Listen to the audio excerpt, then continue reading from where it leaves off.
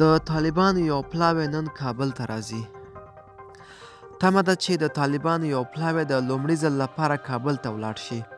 په قطر کې د طالبانو د سیاسي دفتر ویان سهیل شاهین کابل ته د طالبانو د یو پلاوی د سفر خبر تاییدوي او وایي دا پلاوی چې 15 غړي لري نن شنبه 1499 کال د وري 9 د کابل پر لور وخوځېږي. ښاغلی شاهین تیر ماښام ازادي راډیو ته وویل چې د طالبانو پلاوی به له افغان حکومت سره یوازې د بندیانو د خوشي کولو په اړه له تخنیکي پلوه خبرې وکړي. ښاغلی شاهین زیاتوي زموږ یو پلاوی په بګرام ته ځي څو د هغو بندیانو چې خلاصیږي تصدیق او تایید وکړي.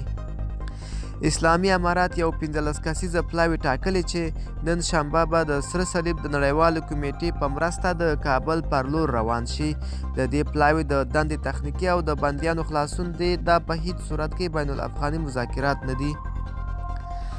په همدې حال کې د سولې په چارو کې د دولت وزارت بالاخره تېره شپه له طالبانو سره د مرکچي پلاوي ترکیب اعلان کړ.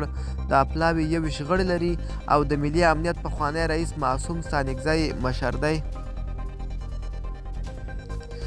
لومړی معصوم ستانکزی، فاطمه ګیلاني، نادر نادري، عبدالمتین بیگ، فوزیه کوفی، زرار احمد مقبل، عبدالهادي ارغندیوال، محمد رسول طالب، حبیبه سرابی، ډاکټر غیرت بهیر، محمد حفیظ منصور، غلام فاروق مجرو، مولوي عنایت الله بلیغ، باتور دوستم، کلیم الله نقیبی، محمد ناطفی، جنرال ایوب انصاری، شهرا فلید، شریف الله زرمتی، خالد نور، ډاکټر امین احمدی.